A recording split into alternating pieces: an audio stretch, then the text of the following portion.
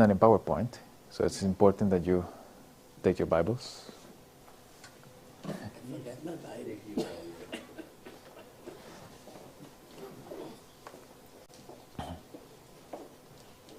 John 16:13.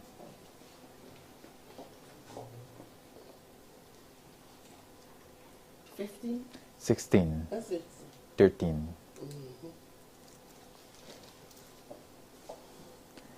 The Bible says, "Howbeit, when he, the Spirit of truth, is come, he will guide you into all truth, but he shall not speak of himself. But whatsoever he shall hear, that shall he speak, and he will show you things to come." How do we call things to come? That the Holy Spirit is going to show us. Things to come we call Bible prophecy. So the Holy Spirit is going to show us, and we need Him to make us understand Bible prophecy. Let's pray.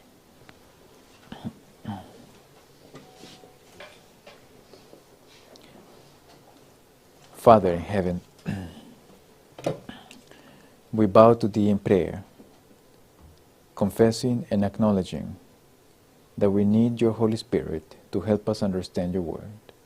O Father, the understanding of Your Word comes by a revelation which no man teacheth, only, Lord, Thy Holy Spirit teacheth, comparing the spiritual with the spiritual. We ask You, Father, that You grant us Your Holy Spirit, grant us Your presence by faith, and we ask You, Father, that You sanctify us through Thy truth. Thy Word is truth. In Jesus' name, amen.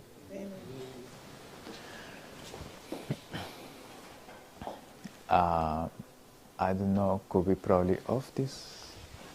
Oh yeah. Oh, yes, possible? Yes. Oh, the camera. Oh yeah, oh sorry. Maybe I have to do it. Many nice lamps or so. Yeah, nice vision on your viewing. Kasi elusit namin, tabi tira, di ba, eco-safe. Tapos patuloy mo rin yun, Pero pagyaw. Oh, so. Oh, nice. Yeah, that helps. Very good idea. Oh yes, very good.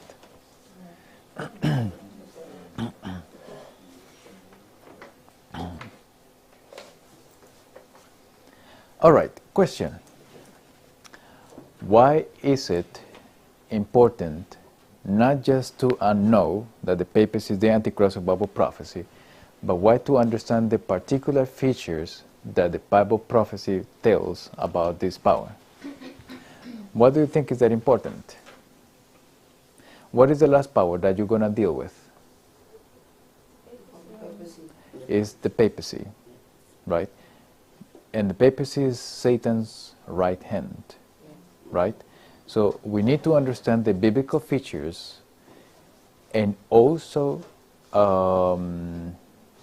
the Bible tells what is the mindset of the papacy, how they reason.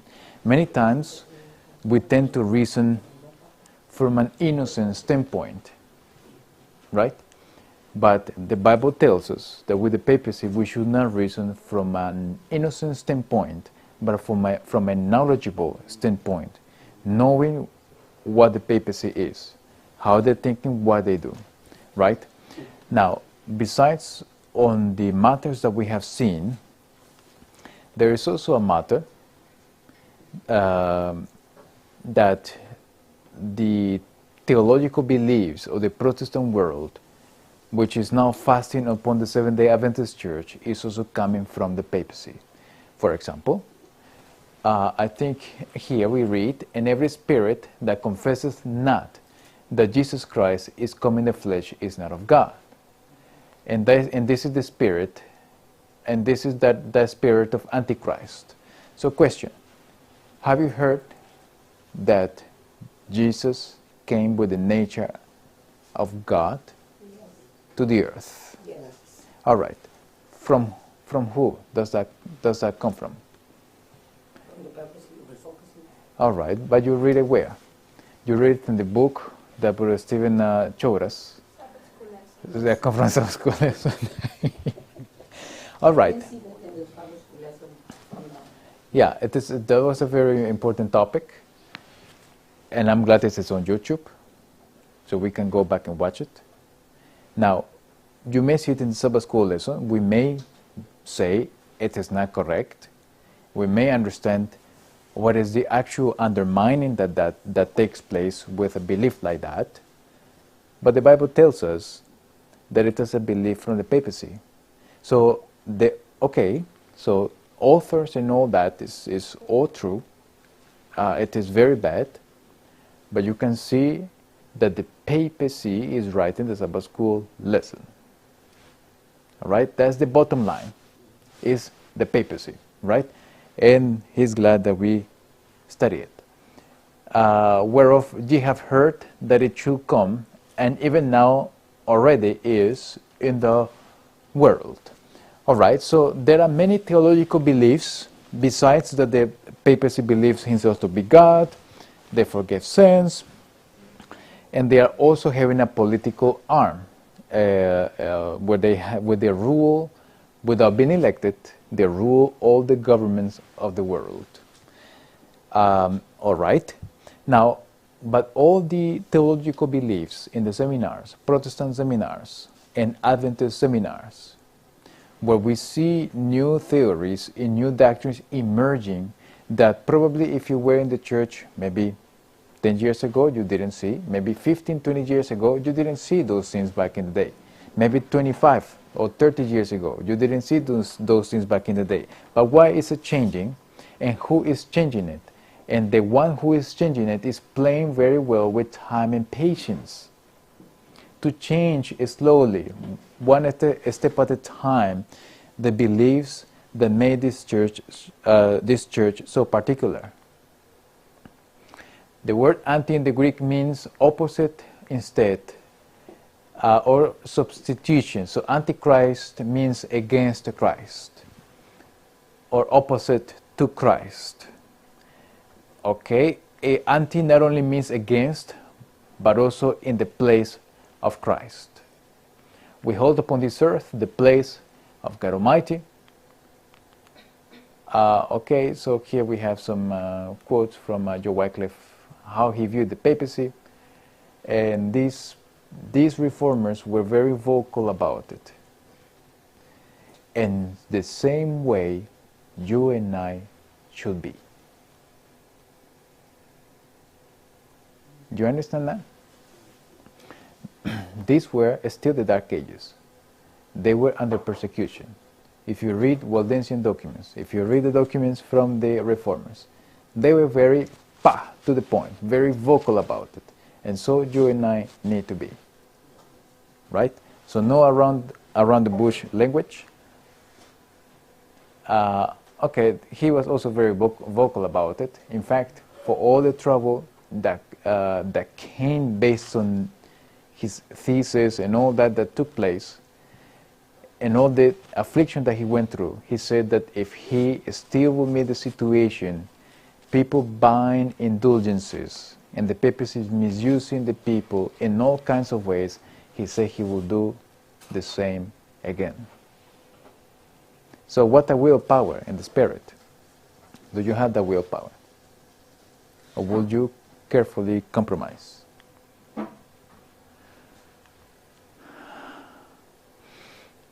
Daniel 7:25 states that the little horn Antichrist would think to change times and laws. All right? Has the Antichrist or the papacy made such a claim?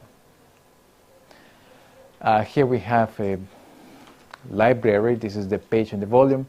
The Pope is of so great authority and power, he can modify or interpret even divine laws. The Pope can modify divine laws, since his power is not of men, but of God.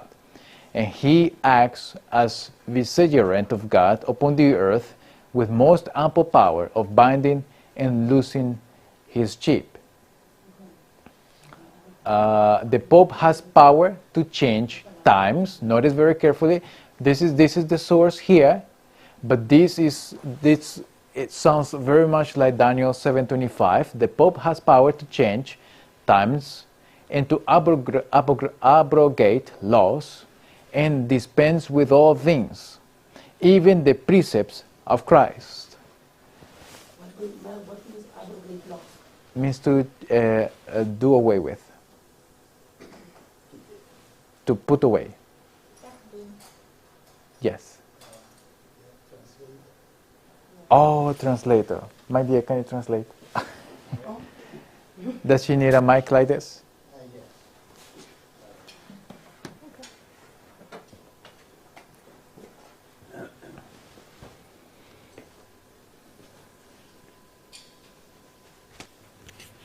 The Pope has power to change time.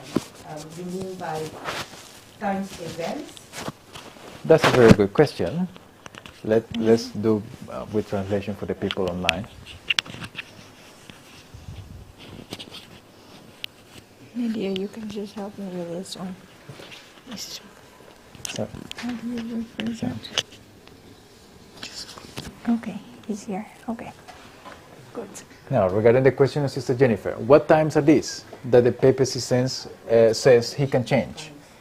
Ja, dus de paus heeft de macht om tijden te veranderen, wetten af te schaffen en ja, om eigenlijk alles naar zijn hand te zetten. Daar komt het op neer, zowaar de voorschriften van Christus zelf. Where do we read that in the Bible? En waar lezen we over tijden en wat bedoelen ze met die tijden? It's Daniel 7:25. In Daniel 7 vers 25.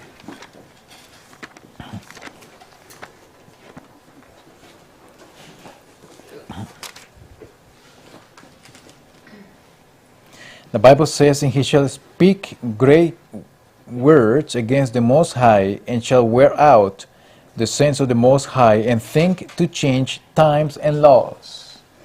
Ja, woorden tegen de Allerhoogste zal hij spreken, de heilige van de Allerhoogste zal hij te gronde richten. Hij zal erop uit zijn tijden en de wetten veranderen. En ze zullen in zijn hand worden overgegeven voor een tijd, tijden en een halve tijd. Notice what it says, and they shall be given into his hand. Ze worden in zijn hand overgegeven. There you see God's allowance. Daar zie je dat God het toestaat. He gave his people in a way into his hands. Want er staat, ze zullen in zijn hand worden overgegeven. So, no matter what, Dus wat er ook gebeurt, the picture is not I do because I'm powerful and I do what I want. het werkelijke beeld is niet van, nou, ik ben heel machtig en ik doe wat ik wil. No, Nee, the Lord allowing Satan to prove his way of government. de Heer laat het toe dat Satan zijn vorm van regeren laat zien.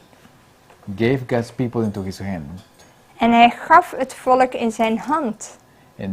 and soar En, for 1260 years en het was, and no longer than that. het was 1260 jaar precies en daar hield het op. But he would think to change times and laws. Maar hij zou tijden en wetten veranderen. Laws will deal with the law of God. De wet heeft natuurlijk met de wet van God te maken. Times with prophetic times. Tijd met profetische tijd. Have you heard that the Jews are still the chosen people of God? Heeft u gehoord dat de Joden nog steeds het uitverkoren volk van God zouden zijn? How do you fix that in Bible prophecy? Hoe zet je dat binnen de Bijbelse profetie? There is only one way. Er is maar één manier. You have to change times. Dan moet je tijden veranderen. How? Hoe doe je dat? By removing the symbolism Dan moet je de symboliek daarvan wegnemen. and interpret the symbolism as literal things. En dan moet je dat letterlijk maken. So it will no longer be that the papacy is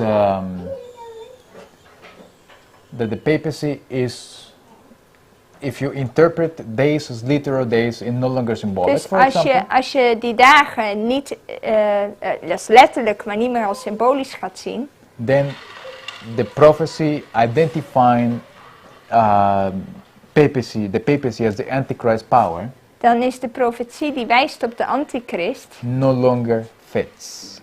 is niet meer passend. No longer. Right? So you have the issue of futurism and preterism.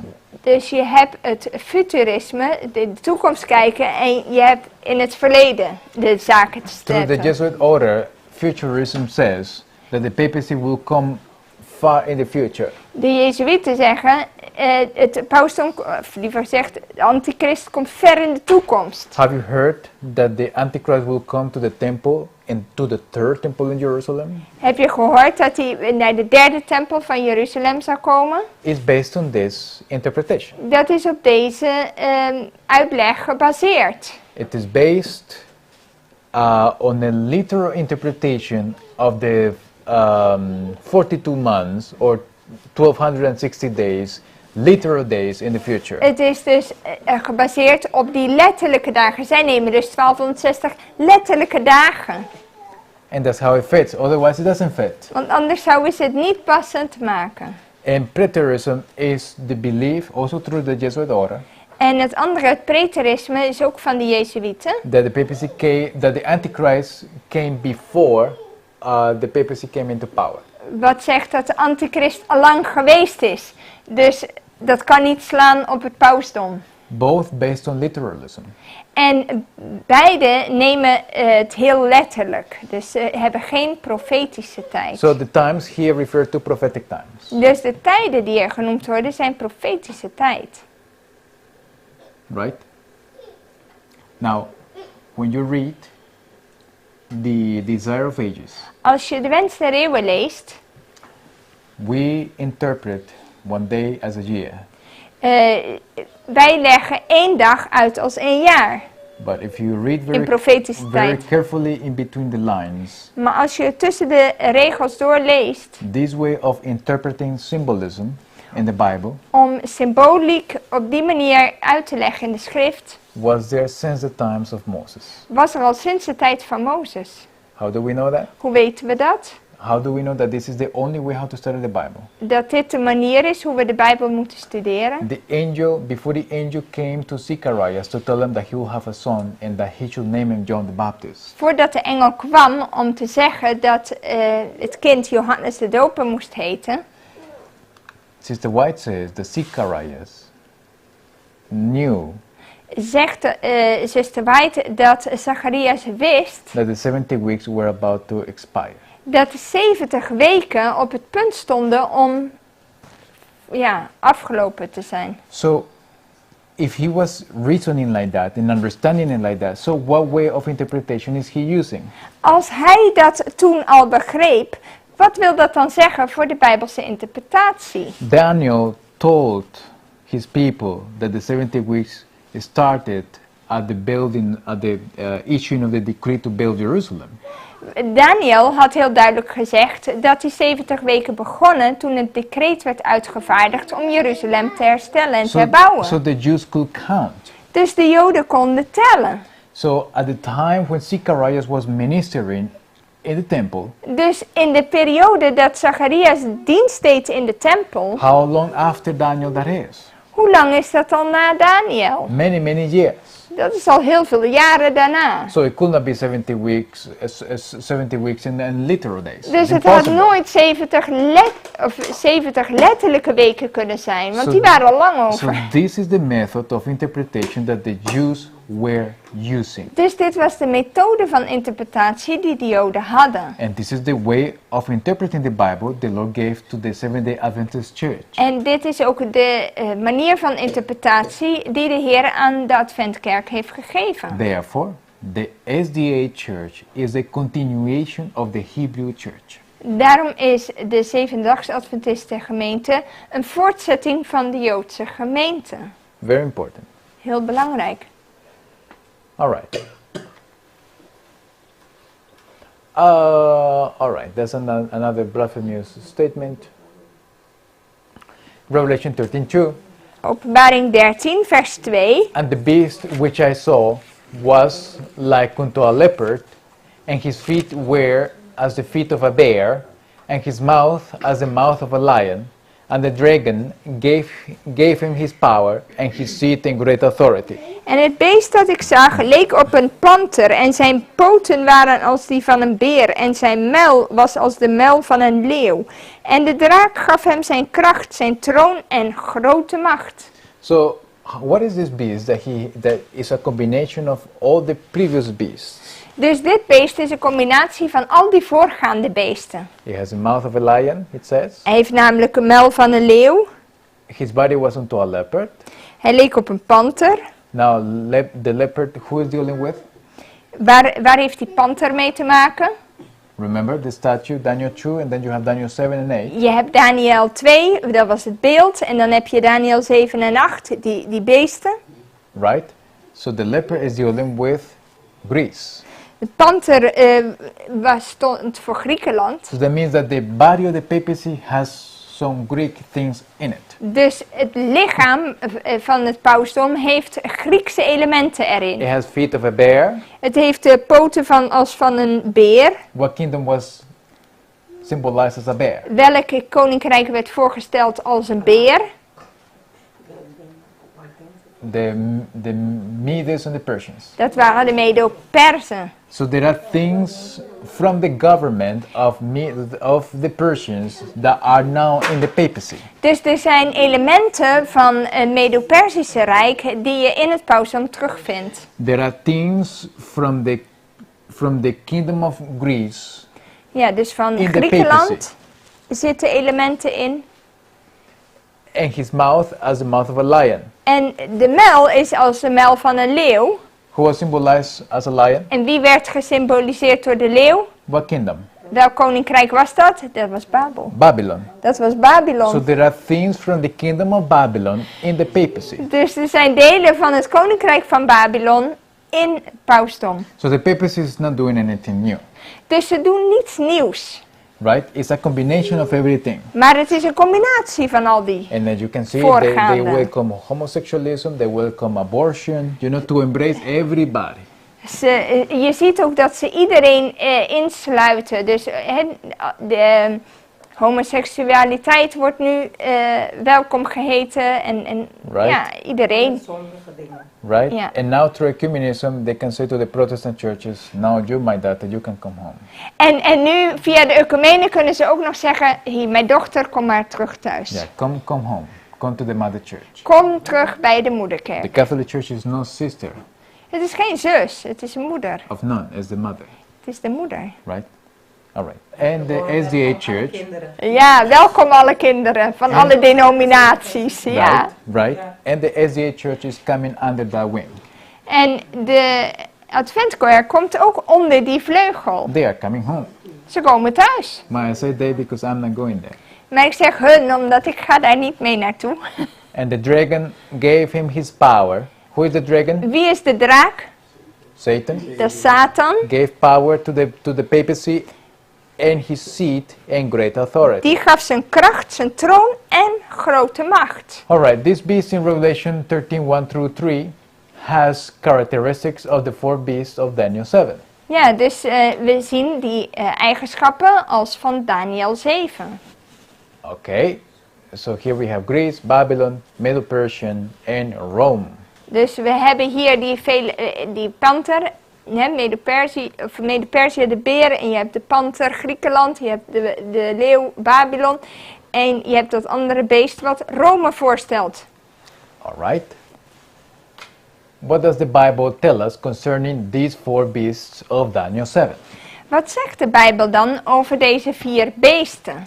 Notice, the Let Bible op. is going to tell us what from these kingdoms is now playing in the papacy. What is he retaining from these governments? Dus welke elementen heeft het pausdom nou overgenomen uit al deze koninkrijken? Daniel 7:12, as concerning the rest of the beasts, they had their dominion taken away, yet their lives were prolonged for a season and time.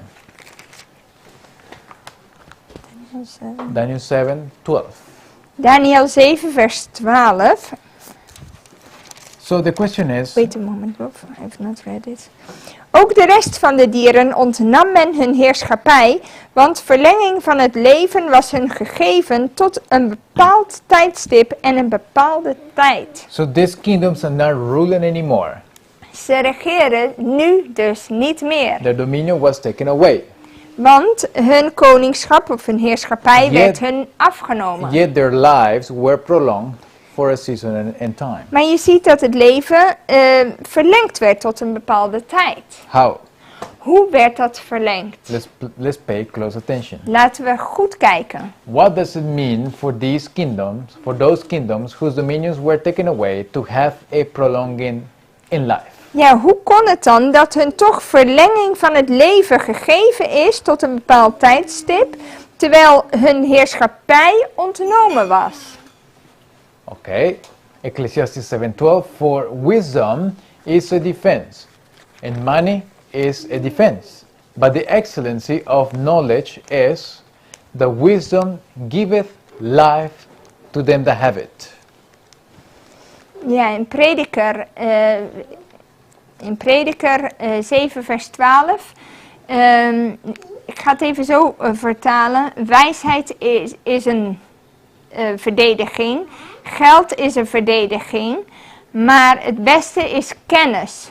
Want wijsheid geeft leven aan degenen die het bezitten. I find that very fascinating. Ik vind dit een heel fascinerend vers. So the life that that is still going from these kingdoms in the papacy is their wisdom. Dus wat er nog steeds blijft hangen, wat hun leven verlengt, als het ware, is de kennis. So their ideas and wisdom in laws and legislation, Wijsheid in wetten and how these kingdoms functioned. en hoe die koninkrijken functioneerden, bleef behouden. Okay. Let's see. Notice, for the beasts to have a prolonging in life means that their wisdom was to be prolonged. Ja, voor deze beesten dat hun leven verlengd zou worden, betekent dat hun wijsheid verlengd zou worden. The wisdom and philosophy of those ancient kingdoms was to be prolonged in the beast of Revelation 13, which is the papacy. De wijsheid en filosofie van de oude koninkrijken werd verlengd in het beest van Openbaring 13, het pausdom. Okay. So the beast which I saw was like unto a leopard. Het beest wat ik zag was als een luipaard. What is the wisdom of the leopard? En wat is dan de wijsheid van de luipaard? What were Van the Greeks Griekenland. after? Waar gingen de Grieken achteraan? Okay, so let me see. We have, the wisdom of Greece is called Hellenism. De wijsheid van Griekenland wordt het Hellenisme genoemd. The mindset we have nowadays. En deze denkpatronen hebben we vandaag nog. And I tell you a secret. Ik vertel jullie een geheim.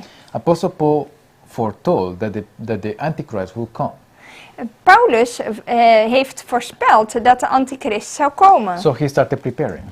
En hij bereidde mensen daarop voor. How? Hoe deed hij dat? By warning the churches, not the same equally worldwide, but specifically the churches in the European territory. Vooral de kerken in het Europese territorium werden daartegen gewaarschuwd. So in his final years, In zijn slotjaren he endeavored historically to make the churches of Judea the model for the rest of the other churches. probeerde hij de gemeente in Judea als modelgemeente te maken voor de rest. And he spent most of his last years En het merendeel van de tijd van zijn laatste jaren spendeerde hij in the European churches. in de Europese gemeente. Why? Waarom was dat zo? Because he knew that the papacy would come out of that territory. Omdat hij wist dat het pausdom uit dat territorium zou voortkomen. He also knew that this mindset will also come out of this territory. En ook dat deze gedachtegang uit dit territorium zou komen. You know, that mindset that you hear nowadays, truth is, it depends how you see it. Waarheid, dat hangt af hoe je Right? het ziet. That's- Je kunt het van meerdere kanten bekijken. That's this. Dat is Hellenisme. That's this right here.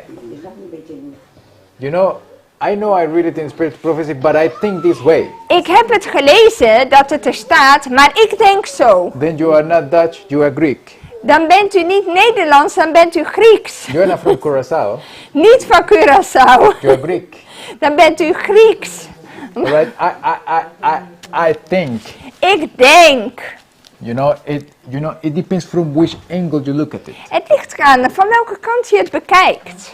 It comes from right here. Dat komt hier vandaan.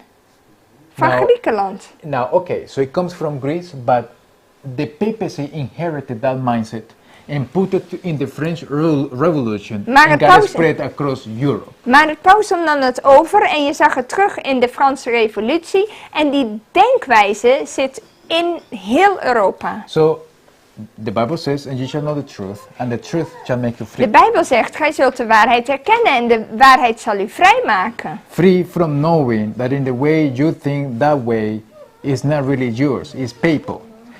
Vrij, want in de zin van niet hoe jij de dingen bekijkt, want dat is van het pausdom. Maar zoals God de dingen ziet. Right? It's papal. It's not, it pleases human nature. Want dat is heel plezierig voor de menselijke natuur. Het But ligt aan hoe je het ziet. it's not your mindset. Maar het gaat niet om onze denken. Now, Greek philosophy, according to the Bible. Griekse filosofie volgens de Bijbel in Handelingen. Let me see here. Notice, then certain philosophers of the Epicureans and of the Stoics encountered him, and some said, "What will this babbler say?" Ja, Handelingen 17, vers 18. Right. So here we deal with some arguments back and forth. En hier zie je wat argumenten. En toen Paulus er nog vele dagen gebleven was, nam hij afscheid van de broeders en vertrok vandaar per schip. Is dat... No. Acts Lord. 17.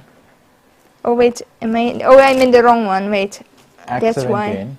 Okay. 17 vers 18. Wacht even. En enige Epicurische en Stoïsche wijsgeren raakten met hem in een twistgesprek. En sommigen zeiden, wat zou deze praatjesmaker toch willen zeggen? Alright. Others some, he seemeth to be a setter forth of strange gods, because he preached unto them Jesus and the resurrection. Maar anderen zeiden, hij schijnt een verkondiger te zijn van vreemde goden, want hij verkondigde hun Jezus en de opstanding. And they took him and brought him unto Areopagus, saying, May we know what this new doctrine whereof thou speakest is?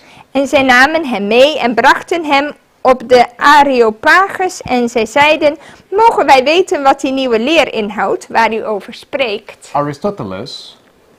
Aristoteles was before Paul. was voor Paulus. What was the other that they mention often? What is the name of him? Platos. Plato, whatever. Ja, Was also before Paul. was allemaal daarvoor. You know, so did you know, okay, you are wise, Paul? Ja, Paulus, je bent wijs. Then I give you the arguments from Aristoteles. Ik geef je de argumenten van And from Aristoteles Plato here, en van what Plato. is your answer? Socrates, by the way. And Socrates, yeah, whoever. You know, and what is your answer? Wat is jouw antwoord? And coming with vain philosophies against Paul. En ze kwamen met deze filosofieën bij Paulus.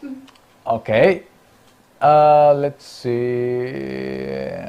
Now this is where taking place. En waar gebeurt dit? This is the European territory, Athene. right?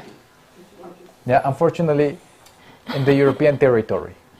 Now it says here, for thou bringest certain strange things to our ears, we will know therefore what these things mean.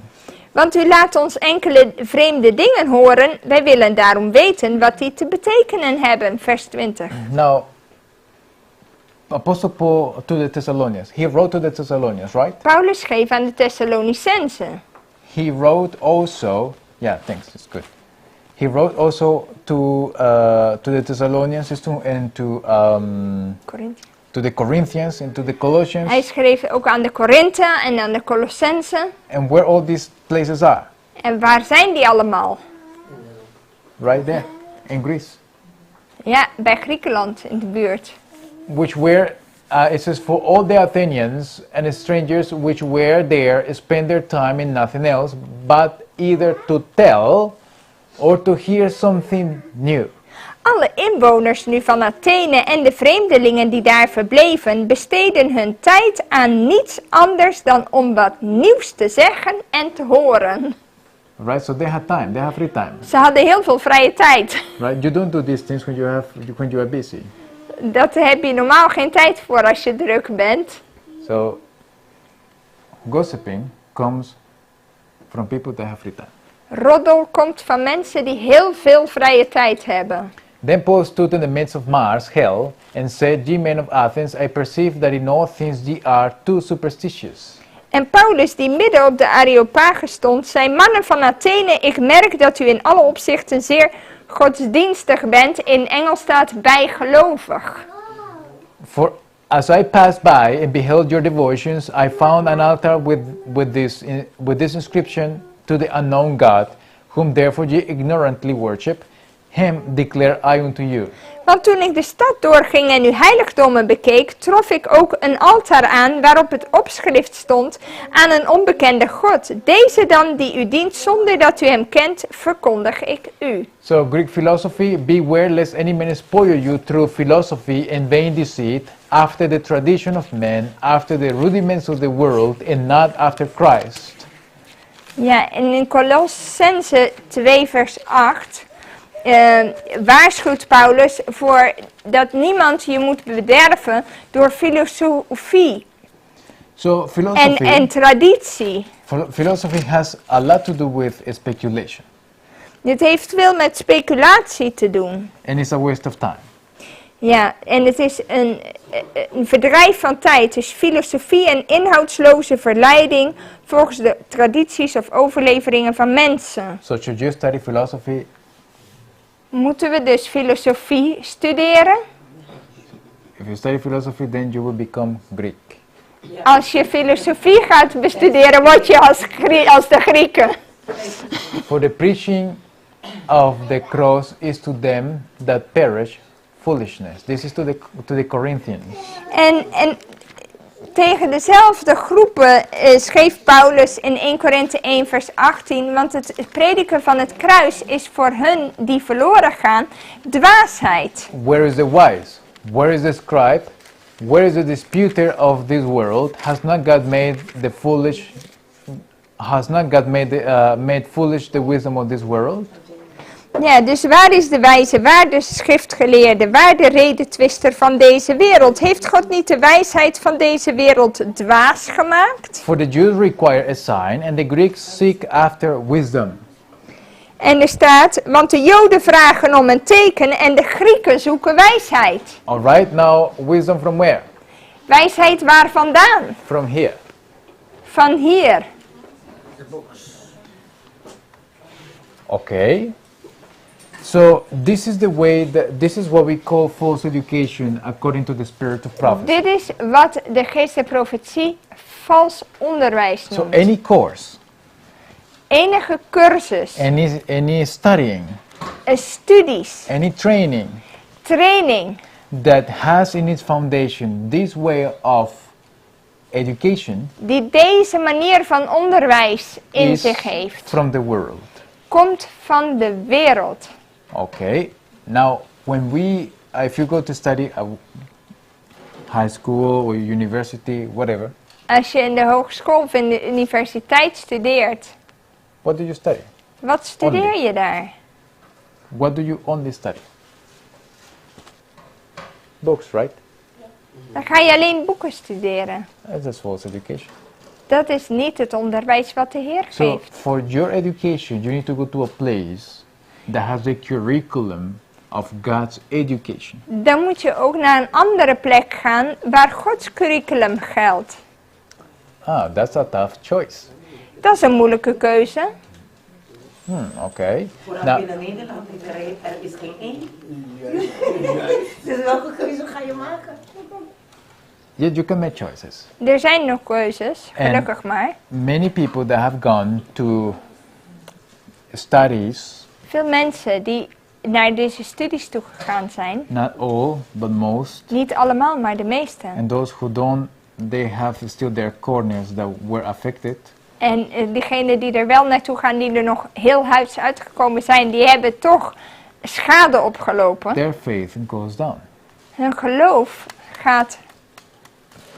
If you Omlaag. hear a judge from a court nowadays, Als je nu een rechter hoort tegenwoordig, he believes that there is no such thing as truth. hij gelooft dat er niet zoiets bestaat als waarheid. I don't know, maybe there's a noise here.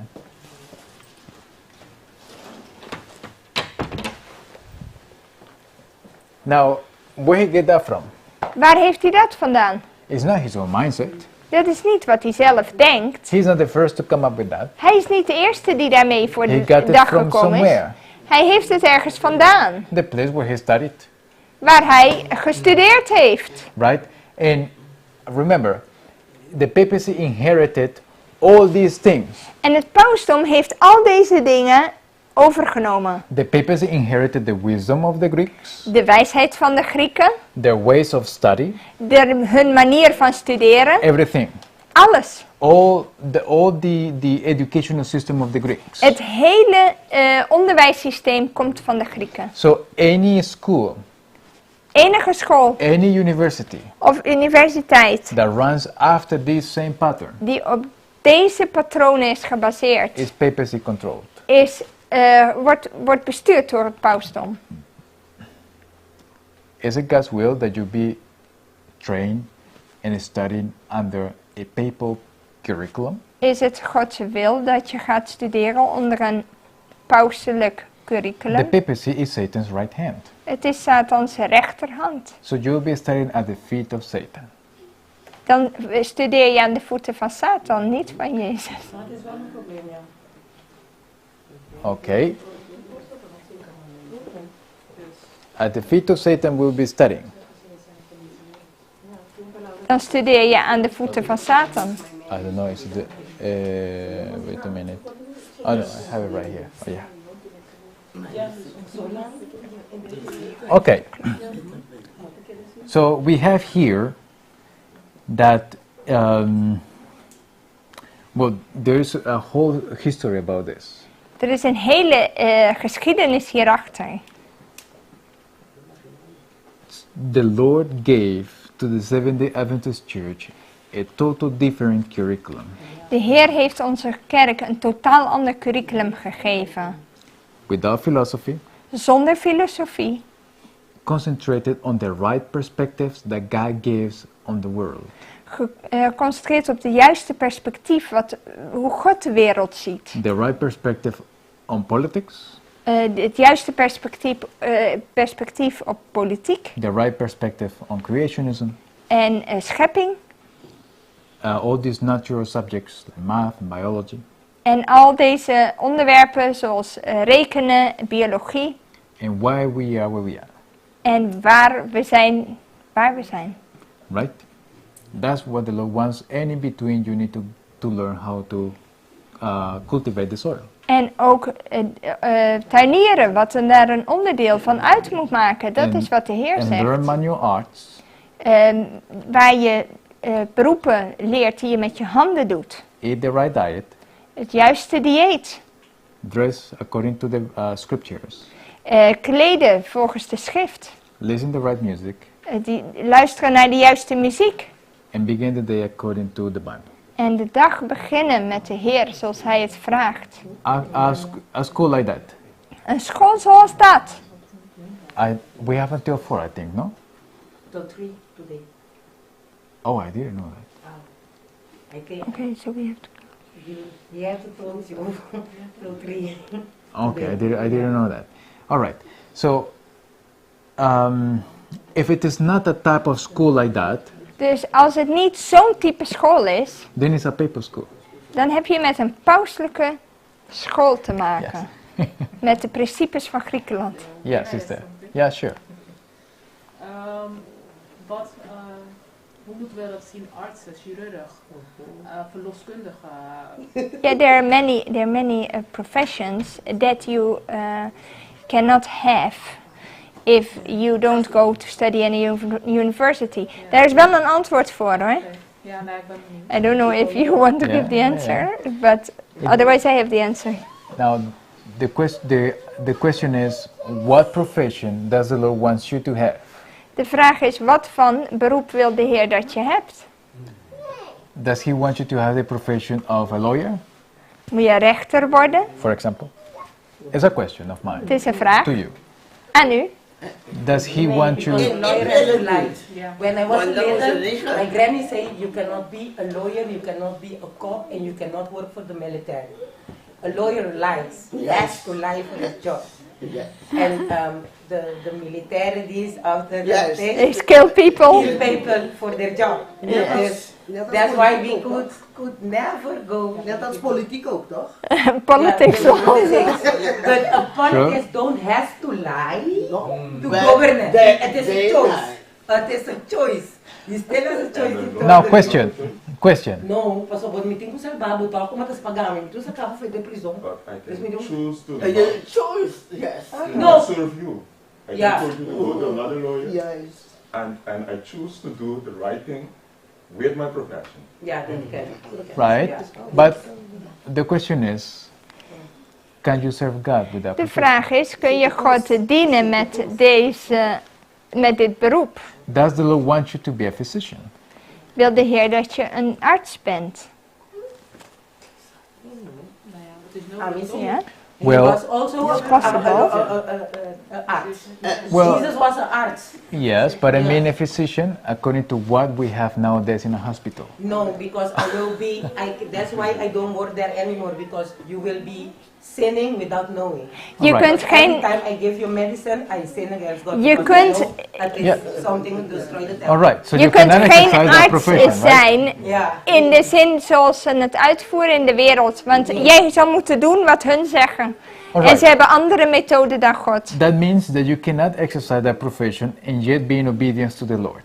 Je kunt niet het beroep uitoefenen om in gehoorzaamheid aan de Heer te zijn. So you need to, of course, learn medicine, but not the medicine that they will teach you in a university. Dus je moet het op een andere manier gaan leren, zoals als wat het gewoonlijk gebeurt. So we have the same outcome, no university. Maar, no. Er is wel een citaat bij Sister White Ja, maar waar dat ze is een zei, maar het exception. wordt niet gebeurd. Exception. Maar Exception. het probleem is dat het niet uitgevoerd wordt. Wat zij zei daarover, ze zegt voor medische beroepen, maar dat is eigenlijk het enige uitzondering die ik Yeah, but overal that is- gevonden heb, is dat ze zegt, diegene die capabel is om les te geven en sterk staat in zijn geloof, de principes van God kent, die gaat die kennis daar ophalen wat we als extra nodig hebben en die gaat onze eigen mensen lesgeven. Maar het probleem is dat dit citaat nu wordt misbruikt. Dat iedereen zegt, iedereen mag naar de universiteit. En dat is niet No. wat Ellen White No. heeft Dat gezegd. Dat is het, dat is En dat is het probleem. No, my dear. No, that's why I don't begin with the exceptions. That is an exception. Ja. And That I, God did it no, to show us but something. wait a minute. Let's study the history, how that exception was applied. Yes. Now- Why it came to that? Moses wasn't the enige. He was After not the that, only God did one. it again No. and again. Yeah, I can show it to you. Yes, I have read that too, Yeah. but he was taken there. Maar Daniel Mozes werd was daarheen also gebracht. taken captive, so it was Daniel not werd his choice. gevangen genomen. Het was So, niet een If vrijwillige they put to keuze you a van hun. pistol on your head and we're gonna go now, it's not your choice. No, but listen, when they put on the pistol on his head, therefore, when he turns 12, yeah, God said to Miriam that he has to be there. Yes. God sent them there to do something. Yes. It wasn't just go there with them because you are a child of the Israelites. Nee, het was geen keuze. Purpose for him. Ja. Because when you see even the mother who God chose to keep him, means today that her name, only her name means that what she was doing was the job of the Lord. Dus for you and me today we don't have, hoe zeg je dat? How do you say that in English? A misunderstanding by the meaning of God in that sentence for Moses to be there. But remember, Moses was taken there, baby. Yeah. So Because he has yeah. also still no choice.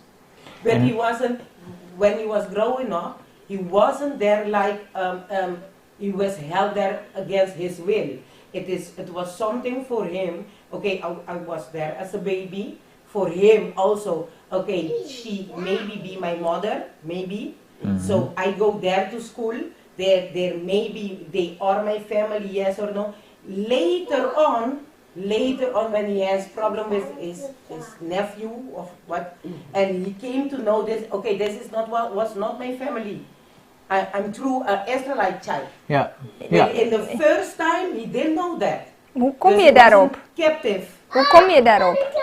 Study. Ja, daar ben ik wel heel Ja. benieuwd naar. Yeah. Anyway, what my wife explained is true, but it's an exception, and it has a historical context. So for that, that's why I don't explain the exceptions in the beginning.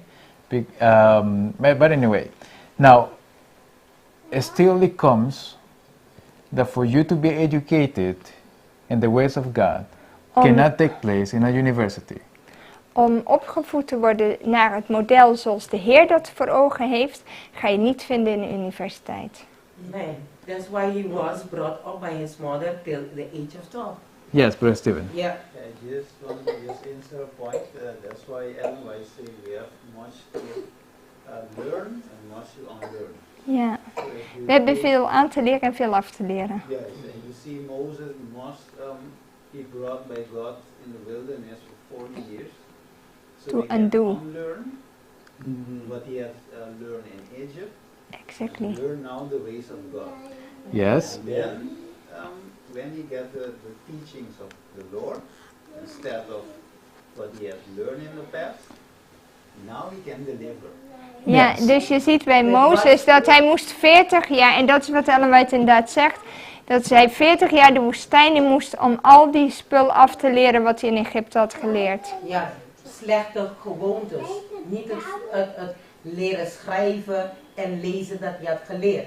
Hij was daar naartoe gestuurd, zodat hij ook kon staan en doen wat God hem... De Bijbel zegt ook dat God die Mozes 80 jaar heeft grootgebracht zelf.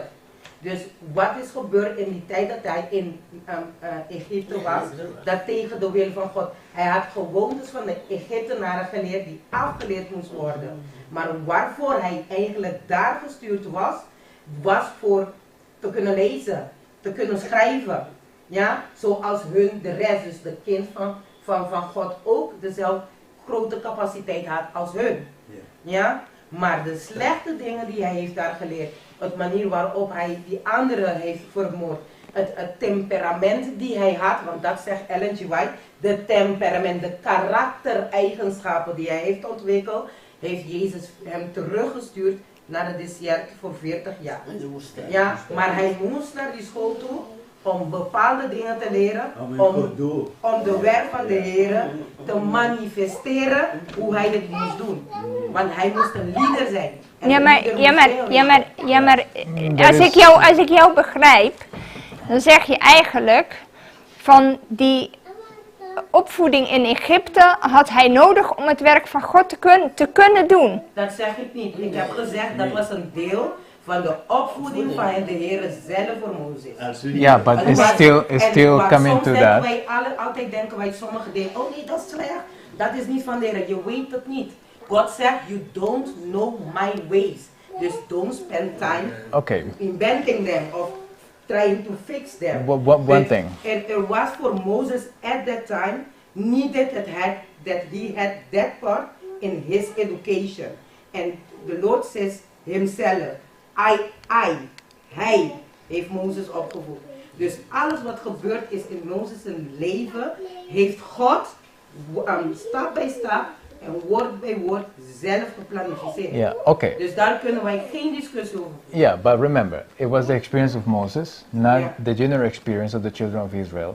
Ja. Also, we have light in the spirit of prophecy concerning this matter. And we have also many examples where God's people, John the Baptist and others, didn't have to do that. Ja, we hebben, als je kijkt in de Bijbel, de meeste kinderen van Israël kregen niet, waren niet te vergelijken met Mozes' zijn ervaring. En ook in de geestelijke profetie zie je En- veel punten, ook Johannes de Doper en anderen, dat ze zo'n opvoeding niet kregen. Also, how to understand these examples of Daniel and Moses correctly En ook hoe je die voorbeelden van Daniel en Mozes correct moet is begrijpen, with the light that we have from the spirit of prophecy on this matter. is ook in het licht van de geestelijke profetie, wat hij ons qua kennis geeft op dit vlak. So, Sister White says, En zuster White zegt heel duidelijk, dozens of times, en heel vaak, no to public schools. en ze zegt heel duidelijk nee tegen openbare, zal ik Now, maar zeggen, reguliere scholen. okay, that doesn't mean Dat that- betekent that niet the Lord doesn't do the exceptions. dat er geen uitzonderingen zijn bij de Heer. Moses was one of them. Mozes was een uitzondering. But he is the one making the exception, not me. Maar God die maakte zelf die uitzondering Because, en you niet know, ik, I believe voor mijzelf. I believe I can keep, I can be firm there, and I believe I Ik am geloof prepared. dat ik sterk genoeg ben en ik ben voorbereid. Dat is wat je hoort. Yes. I Yeah, have the amazing. point. You can look at the life of the Amish and Amish. the Amish and the other like Israëlieten. their life. Yes, they don't go to public school and they build everything. They have everything and they build Yes. everything. Yes. Met They're de living in hands. a country. They do it the right Way. way Yeah. that God puts, but they don't have the right, the Ze, right, the truth, but they live long. Exactly. But the promise is that in the case of Daniel being faithful, that he will know 10 times more than the others sitting in the same classroom as him. maar de belofte was dat als hij de waarheden van God zou vasthouden en getrouw zou blijven, uiteindelijk zie je dat hij 10 keer zo wijs was dan de mensen in zijn klas. So if you don't go to a public school or university, you will not be stupid. Dus dat betekent niet dat als je niet naar de reguliere school gaat of naar de universiteit dat je dom bent. You will know more. Je zult meer weten, You only will not have a title. maar je zult geen titel hebben. Ja, Dat is dat het is verschil. The koninkrijk. Aha, The kingdom. kingdom of God is not that you finish university from this world. Nee. Dus you do it, but it's your time. You waste your time. You waste your time. Ja. You waste your time. En Ja. exact wij die nu in deze tijd wonen. Ja, we are, in this time. Yeah, all right. Wow. I think we Okay. can close. We moeten afsluiten, want de tijd is al voorbij. Let's pray. Laten we bidden. Father in heaven, Vader in de hemel, we thank you, Lord, for this space to study your word. we danken u voor deze tijd om uw woord te bestuderen. And we ask you, Lord, that you help us sink these truths in our minds. En help ons dat we deze waarheden in ons mogen opnemen.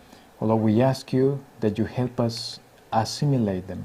Wilt u ons helpen dat we ze mogen aannemen, Help us, Lord, understand them. dat we ze mogen begrijpen. Lord, as you say in your word, Zoals u in uw woord zegt, that no one, dat niemand without experiencing the true education of yours, zonder ervaring van het ware onderwijs van will u enter the kingdom of heaven. het koninkrijk Gods zal binnengaan. Father, we ask you that you help us prepare ourselves Help ons voor te bereiden under your education onder uw onderwijs. to have a place in the kingdom of heaven. Dat we een plek mogen hebben in het koninkrijk des hemels. In Jesus' name, In Jezus' naam. amen. Amen.